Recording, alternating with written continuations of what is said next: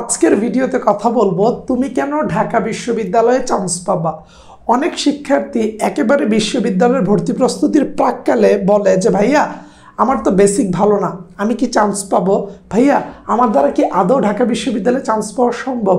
ভাইয়া আমার তো জিপিএ ভালো না, আমি কি চান্স পাবো? তুমি যদি এই প্রশ্নগুলা অ্যাডমিশনের প্রাককাল থেকে শুরু করে টানা 15 দিন কিংবা 1 মাস নিজের মধ্যে রিপিটেডলি বলো, তাহলে আমি তোমাকে বলছি তুমি গুণাক্ষরেও ঢাকা বিশ্ববিদ্যালয়ে চান্স পাবা না। কারণ ঢাকা বিশ্ববিদ্যালয়ে চান্স পেতে হলে তোমার ভয়কে সরিয়ে রাখতে হবে। আর যারা ভয়ের মধ্যে দিয়ে যায় তারা জয়ের মধ্যে যেতে পারে না, অর্থাৎ ভয়ের মধ্যে দিয়ে গেলে জয়ের কাছাকাছি যাওয়া যায় না। সো জয় যদি ছিনিয়ে আনতে চাও অবশ্যই ভয়কে ব্যতি রেখে তোমাকে এগিয়ে যেতে হবে। সো আমি যদি তোমাকে বিশ্ববিদ্যালয়ে ভর্তি প্রস্তুতির কথা বলি, তুমি ভয় নামক বিষয়টাকে আগে তোমার মধ্যে থেকে সরায় ফেলতে হবে, আর জয় এই বিষয়টা তোমার মধ্যে গড়ে তুলতে হবে। সবসময় তোমাকে আত্মবিশ্বাসী হতে হবে নিজেকে নিয়ে। বারবার নিজেকে নিয়ে ডাউট করবা না, কোয়েশ্চেন করবা না, আমি কি পারবো, আমার দ্বারা কি সম্ভব? আরে বোকা, তোমার দ্বারা সম্ভব, তুমি পারবা।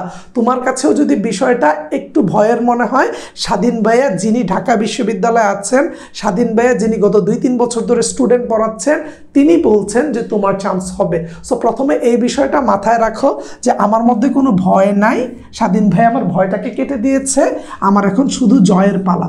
বারবার এইটা ফিল করো যে ঢাকা বিশ্ববিদ্যালয়ে যেদিন চান্স পাবা সেদিন তোমার কেমন লাগবে, টিএসসিতে বসে আড্ডা দিতে তোমার কেমন লাগবে। এই স্বাধীন ভাইয়াকে ভিডিওতে দেখো, স্বাধীন ভাইয়ের সাথে বসে ক্যারিয়ার নিয়ে একটা আড্ডা জমালে কেমন হয়, টিএসসিতে বসে স্বাধীন ভাইয়ের সাথে রাজনৈতিক একটা আলাপ জমালে কেমন হয়। চান্স পাওয়ার পরে যখন আমি বাবা মায়ের কাছে গিয়ে আমার রেজাল্টের কথাটা বলবো তখন আসলে কেমন হবে।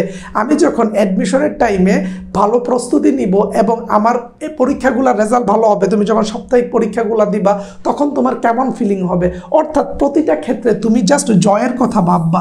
তাহলে যখন তুমি জয় নিয়ে কথা বলবা তোমার মধ্যে একটা পজিটিভ ভাইব কাজ করবে, তোমার মধ্যে ভালো করার যে ব্যর্থ এটা সেটা আরো বেশি পরিমাণে জাগ্রত হবে।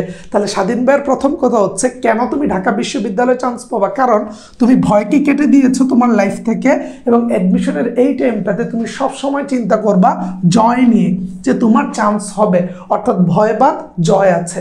প্রথম কারণ হচ্ছে এইটা। দ্বিতীয় কারণ কেন তুমি ঢাকা বিশ্ববিদ্যালয়ে চান্স পাবা, সেটা হচ্ছে তুমি এইবার তোমার বাবা মাকে কিছু একটা দিবা যেটা নিয়ে তারা তোমাকে গর্ব করে মানুষের কাছে পরিচয় করিয়ে দিবে। দেখো আমার বাবা মা কিন্তু এখন চাইলেই মানুষের কাছে আমাকে খুব ভালোভাবে ইন্ট্রোডিউস করাতে পারে। এটা স্বাধীন আমার ছেলে ঢাকা বিশ্ববিদ্যালয়ে পড়াশোনা করে, এখন অনেক স্টুডেন্টকে অনলাইনে পড়ায়। সো এই যে আমার একটা পরিচয়, আমার বাবা মা মানুষের সাথে পরিচয় করিয়ে দিলে মানুষ তখন বলে আচ্ছা ঢাকা বিশ্ববিদ্যালয়ে পড়ে, কোন সাবজেক্ট নিয়ে পড়ে, তাহলে ভাতিজাকে বলেন ভালো করে পড়াশোনা করতে, ভাতিজা বিসিএস দিয়ে ভালো একটা জায়গায় যাক।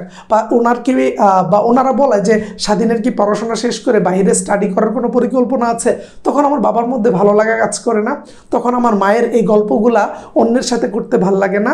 সো আমি এই সুযোগটা আমার বাবা মাকে দিয়েছি এবং আমার বিশ্বাস তুমিও এই সুযোগটা তোমার বাবা মাকে দিবা। কারণ তুমি তোমার বাবা মার ওই পাগল ছেলেটা যে যদি প্রত্যয় করে যে আমার বাবা মাকে কিছু দিবই, সে না দিয়ে থামে না। তুমি ওই পাগল ছেলেটা, তুমি ওই পাগলা মেয়েটা যাকে সবসময় মনে হয় যে একটু এলোমেলো, কিন্তু এইবার গুছানো প্রস্তুতি নিয়ে সে দেখিয়ে দিবে যে বাবা মা আমি ফেল না, কিছু না, হয়তো এতদিন সিরিয়াস ছিলাম না, বাট এখন আমি আমার ক্যারিয়ার নিয়ে সচেতন, এখন আমি তোমাদেরকে নিয়ে সচেতন, আমি তোমাদেরকে এই লাইফে তেমন কিছু দিতে পারিনি, বাট এইবার আমি তোমাদেরকে একটা চান্স দিব, বিশ্ববিদ্যালয়ের চান্স, যেটার কারণে তোমরা খুব ভালোভাবে তোমার এই সন্তানকে মানুষের সাথে পরিচয় করিয়ে দিতে পারবা, তোমরা এই সমাজে আরো বুক উঁচিয়ে চলাফেরা করবা, এবং আমি আমার নিজের ক্যারিয়ারটাকে ভালোভাবে ডিজাইন করব।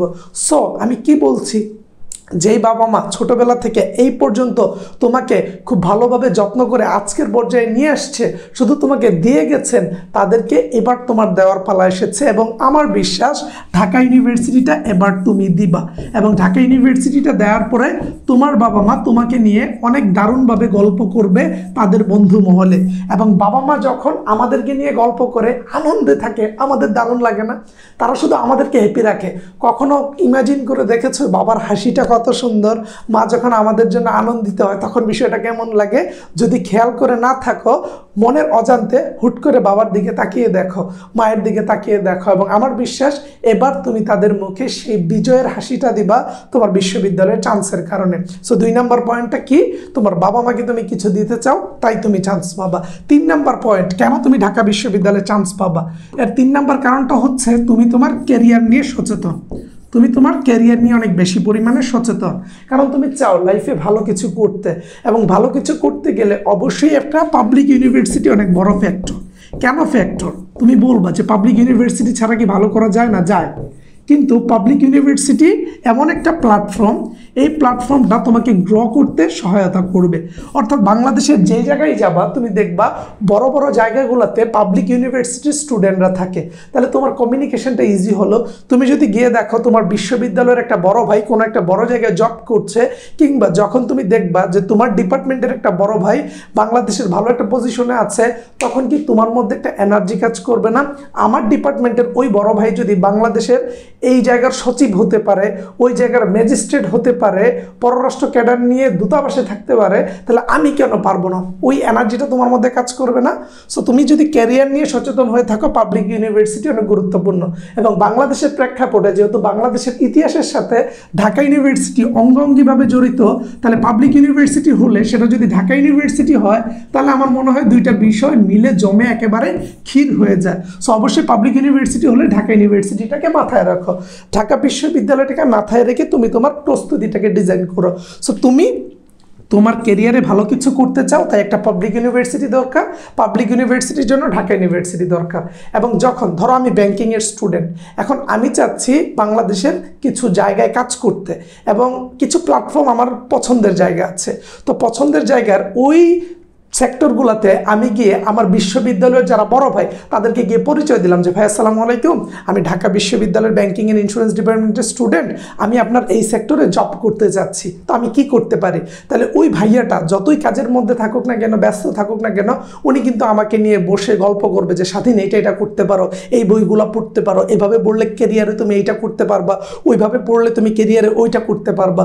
সো তখন আমি যদি ওনার কথাগুলো শুনি, এবং এইরকমভাবে আমি যদি ঢাকা বিশ্ববিদ্যালয়ের 100 জন বড় ভাইয়ের সাথে কমিউনিকেশন রাখি, তাহলে দেখা যাবে এই 100 জন বড় ভাইয়ের কাছে যদি কোনো জব অপরচুনিটি আসে, সবার আগে তিনি আমাকে নক দিবেন যে স্বাধীন এই জায়গায় একটা পোস্ট খালি হবে, তুই অ্যাপ্লাই করে দেখ।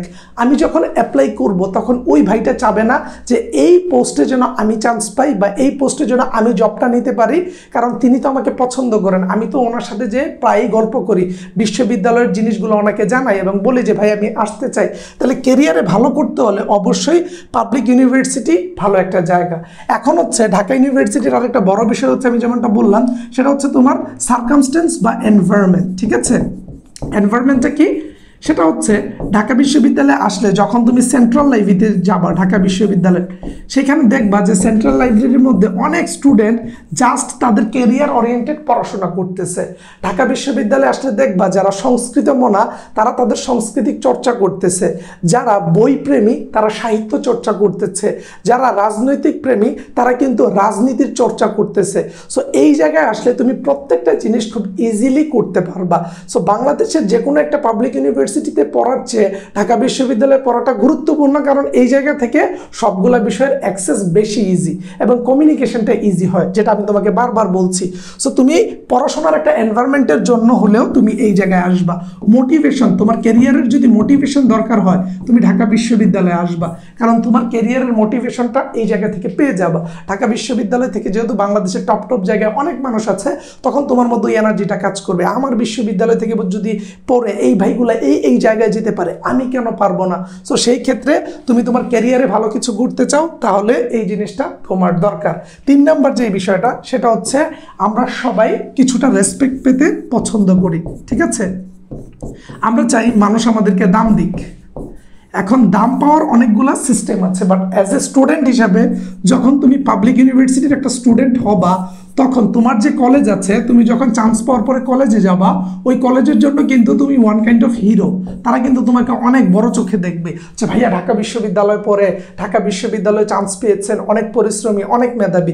তোমার যে এরিয়া, তোমার যে এলাকা, সেই এলাকার মধ্যে তুমি একটা হিরো।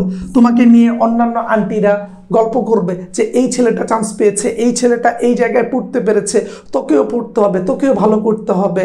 এবং এলাকার মানুষগুলো দেখবা যে তোমাকে একটু আলাদা লেভেলে রেসপেক্ট দিচ্ছে। কথাগুলো বানায় বলছি না, নিজের লাইফের অভিজ্ঞতা থেকে বলছি, অন্যান্য স্টুডেন্টের সাথে কথা বলে তাদের স্টোরিগুলো জেনে বলছি যে তুমি তোমার কলেজে গেলে ভালো দাম পাবা, এলাকার মধ্যে সবাই তোমাকে একটু অন্য চোখে দেখবে যে ছেলেটা ঢাকা বিশ্ববিদ্যালয়ে পড়ে, অনেক মেধাবী। তারপরে হচ্ছে তোমার যে বন্ধুমহল, সেই জায়গায় দেখবা যে তোমার একটু রেপুটেশনটা বেড়ে গেছে। সো সব জায়গায় একটা আলাদা দাম পাওয়া যায়। যদিও বিষয়টাকে আমি ততটা হাইলাইট করছি না, বাট এইটাও কিন্তু একটা পয়েন্ট যে তুমি ঢাকা বিশ্ববিদ্যালয়ে কেন চান্স পাবা, কারণ তুমি চাচ্ছ যে তোমার একটু দাম বাড়ুক, তুমি চাচ্ছ এলাকার মানুষ তোমাকে নিয়ে একটু প্রশংসা করুক, তোমার কলেজে তোমাকে নিয়ে মাতামাতি হোক, তোমার স্কুলের টিচাররা তোমাকে নিয়ে গর্ব করুক যে হ্যাঁ এটা আমাদের স্কুলের একটা স্টুডেন্ট যে আজকে ঢাকা বিশ্ববিদ্যালয়ে চান্স পেয়েছে। সো এইভাবে তুমি তোমার প্রস্তুতিটাকে গুছিয়ে নিতে পারো এবং এই কারণগুলো তুমি তোমার মোটিভ হিসাবে নিতে পারো যে হ্যাঁ এই কারণগুলোর জন্য আমাকে ঢাকা বিশ্ববিদ্যালয়ে চান্স পেতে হবে। আশা করি ঢাকা বিশ্ববিদ্যালয়ে চান্স পাওয়ার স্বপ্নটা আরও দৃঢ় হচ্ছে স্বাধীন ভাইয়ের সাথে থেকে।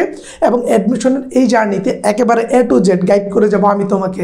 তোমার বন্ধুবান্ধব যদি এখনও আমাদের ইউটিউব চ্যানেল এবং ফেসবুক পেজ প্রো উইথ স্বাধীন সম্পর্কে না জেনে থাকে, তাকে বলো যে ভাইয়াদের ভিডিওগুলো দেখ, ভাইয়াদের ক্লাসগুলো কর। এত গুছানো ডেকোরেটেড অর্গানাইজড ক্লাস অনলাইনে খুব কমই পাবি। ভাইয়াদের ক্লাসগুলো করে ভাইয়াদের সাথে থাক এবং আমরা এই গাইডলাইনগুলো দিয়ে তোমাকে সবসময় ট্র্যাকে রাখবো এবং এই ট্র্যাকে রাখার মাধ্যমে তোমার প্রস্তুতিটাকে একেবারে পারফেক্টলি গুছিয়ে দিব। এর বাইরে তোমাদের এই প্রস্তুতিতে সহায়তা করার জন্য আমরা একটা অনলাইন কোর্স ডিজাইন করেছি। সেই অনলাইন কোর্সে যারা মানবিক থেকে পরীক্ষা দিবে কিংবা বিভাগ পরিবর্তন করে পরীক্ষা দিবে মানবিকে, তাদের জন্য ইউনিট ক্র্যাশ কোর্স, যেখানে বাংলার ক্লাস 20টি, ইংরেজির ক্লাস 20টি, সাধারণ জ্ঞানের 20টি ক্লাস রেখেছি, ইংরেজির 25টা ক্লাস নিব ভাবছি। সেই জায়গায় সম্পূর্ণ কোর্সটা শেষ হওয়ার পর তোমাদের আমরা ফাইনাল মডেল টেস্ট নিব ঢাকা বিশ্ববিদ্যালয়ের মতো প্রশ্ন করে, যেখানে 60টা MCQ থাকবে ঢাকা বিশ্ববিদ্যালয়ে যেমন হয় তেমনটা। সেই প্রশ্নের 20টা পরীক্ষা নিব, যার মাধ্যমে তুমি জাজ করতে পারবা। পরীক্ষাগুলো হবে গুগল ডক্সে। কোর্স ফি রাখছি আমরা 3000 টাকা। এই কোর্সটা স্টার্ট হবে ডিসেম্বরের 28 তারিখ। তোমরা ভর্তি হতে চাইলে এই 2টা নাম্বারে যোগাযোগ করতে পারো। ক্লাসগুলো আমরা কিভাবে নিব সেটা বলার আগে কমার্সের স্টুডেন্টের কোর্সের কথাটা বলে নিই। সেটা হচ্ছে সি ইউনিটে যারা আছে ব্যবসায় শিক্ষা শাখা থেকে কোর্স করবে, এবং আমি নিজেও বিজনেস স্টুডেন্ট অর্থাৎ ব্যাংকিংয়ে পড়ছি। তুমি চাইলে বাংলার 20টা ক্লাস আমাদের এখানে করতে পারো, ইংরেজির প্রায় 25টা, হিসাব বিজ্ঞানের ক্লাস থাকবে 20টা, তারপর মার্কেটিং ম্যানেজমেন্ট ফিনান্সের 15টা করে ক্লাস থাকবে। ক্লাসগুলো ঢাকা বিশ্ববিদ্যালয়ে অধ্যয়নরত শিক্ষার্থীরা নেবে, যাদের ক্লাস তুমি আমাদের ইউটিউব চ্যানেলে পেয়ে যাবে যে ভাইয়েরা কেমন পড়ায়। এবং আমাদের এখানেও 20টা ফাইনাল মডেল টেস্ট থাকবে। কোর্স ফি তোমাদের জন্য 3000 টাকা। তোমাদেরও ক্লাস শুরু হবে 28 ডিসেম্বর থেকে। ভর্তি হতে চাইলে এই 2টা নাম্বারে যোগাযোগ করতে পারো। আর একটু কোর্স সম্পর্কে যদি জানতে চাও, ক্লাসগুলা ফেসবুক সিক্রেট গ্রুপে লাইভে হবে। প্রতিটা ক্লাস রেকর্ডেড থাকবে। ক্লাস শেষ হলে ওই ক্লাসের পিডিএফটা লেকচার শিট আকারে দেওয়া হবে। সো সেই লেকচার শিটটা তুমি যখন পাবা তখন তোমার প্রস্তুতিটাকে গুছিয়ে নিতে পারবা। এর বাইরে প্রতিটা ক্লাস শেষে তোমাকে MCQ প্র্যাকটিস করার জন্য বিগত বছরগুলোতে আসা গুরুত্বপূর্ণ MCQগুলা, এবং তার পাশাপাশি আমরা তোমাদের জন্য যেই প্রশ্নগুলো সামনে আসতে পারে সেগুলোকে একত্র করে একটা MCQ প্র্যাকটিস শিট দিব, যেটা তুমি তোমার প্র্যাকটিসের জন্য ব্যবহার করতে পারো। এর বাইরে অবশ্যই আমরা এই ক্লাসগুলো সন্ধ্যার দিকে নিব। প্রতিটা ক্লাস শেষে তোমার পরীক্ষা নেওয়া হবে। পরীক্ষায় যদি কোনো কিছু না বুঝো সলভ ক্লাস হবে। সলভ ক্লাসেও না বুঝলে টিচারের সাথে ফোনে সরাসরি কথা বলবা যে ভাইয়া আমি তারপরে বুঝতেছি না, আপনি ঝুমে আসেন কিংবা আপনি হোয়াটসঅ্যাপ লাইভে আসেন, আইসা আমাকে একটু পড়ায় দেন ভিডিও কলে যে আমি কেন বুঝতেছি না। এই সমস্যার সমাধান আছে। এই কোর্সটা ঢাকা বিশ্ববিদ্যালয়ের ভর্তি পরীক্ষার আগ পর্যন্ত চলবে। আমরা এই কোর্সের মাধ্যমে তোমাদেরকে পুরোপুরি গাইড করব। ক্লাসগুলো সন্ধ্যার দিকে হবে, সপ্তাহে 4 থেকে 5 দিন ক্লাস হবে। সো এখনও ভর্তি হয়ে না থাকলে আমাদের নাম্বারে যোগাযোগ করতে পারো। আমাদের এই কোর্সের মাধ্যমে তোমাকে ঢাবিয়ান করার যত ধরনের পরামর্শ, চেষ্টা, ক্লাস লাগে আমরা দিয়ে যাব। এখন আমরা সেবা দিতে প্রস্তুত, তুমি সেবা নিতে প্রস্তুত কিনা সেটাই ডিটারমাইন করে দিবে how far you will go.